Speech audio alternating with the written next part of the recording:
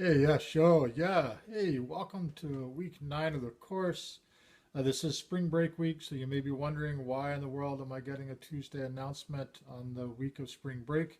And I want to explain that here in just a moment.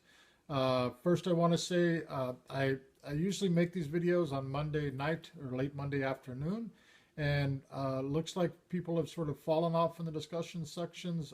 So be sure to for week 8.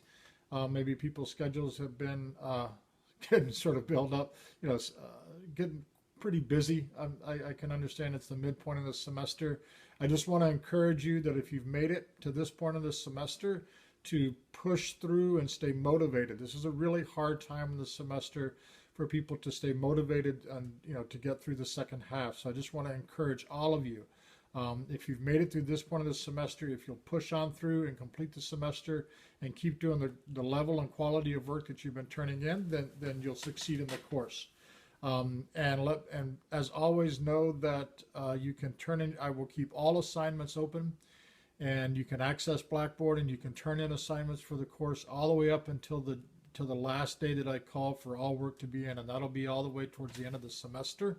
Right around about 24 hours before my grades are due, I have to have all the work in so that I can go through a marathon grading session and get it all graded. So if you're behind in the course, if you want to stay in the course and succeed in the course, then I strongly suggest that you get to work and complete all the work for the course over spring break. Now, this is Tuesday morning, the beginning of spring break. I have gone ahead and opened up week 10's assignments but I want you to notice that on week 10's assignments, nothing is due until March 30th. So about 2 weeks from actually today when I'm making this video. So even though this is spring break, you don't have any work that'll be due next Tuesday, but I've gone ahead and opened up week 10, which will be the following week. I went ahead and opened up those assignments so people can get a look at them. You'll need to read up through book 2 in David Troyer's The Hiawatha.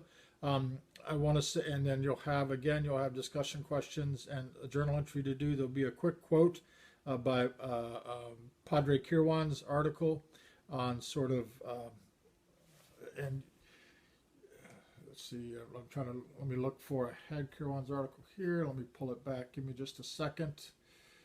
Scrolling through a page here. Let's look at week 10. The title of Kirwan's article is Remapping Place and Narrative in Native American Literature, or David Troyer's The Hiawatha. So I've just pulled an excerpted quote from that article that I want you to consider while you're reading book 2 for this next week, for week 10.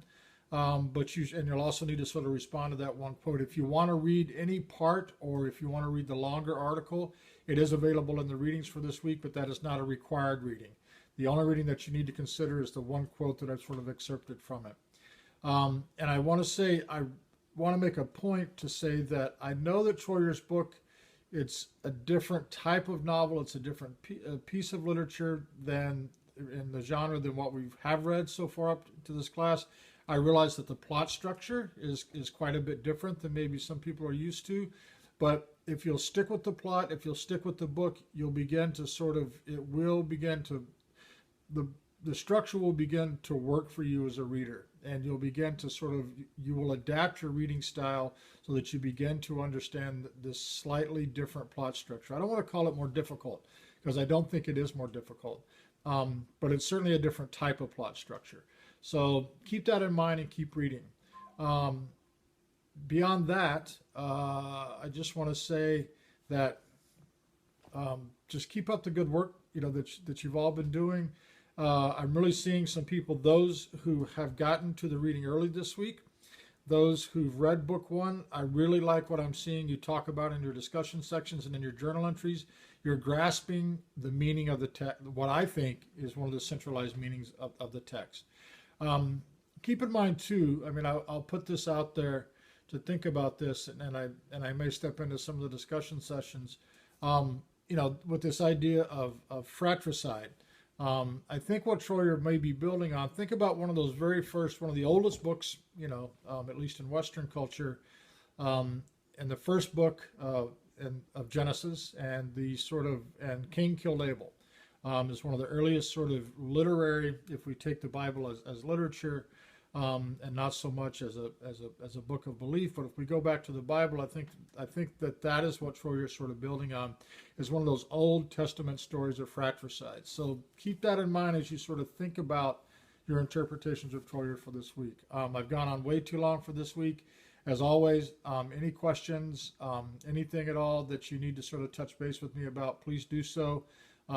If you're behind on your work, please catch up. There's still time to catch up in the course, but you'll need to get to work. If you're missing a couple of assignments here and there, take this time over spring break to catch up with those assignments. You have 2 weeks to complete week 10 assignments that I've opened up today. And then next week on Tuesday, I will also open up week 11, and you'll have 2 weeks to complete those assignments. All right. I hope all is well. Enjoy your breaks and be safe. Thanks. Bye. Wajdo.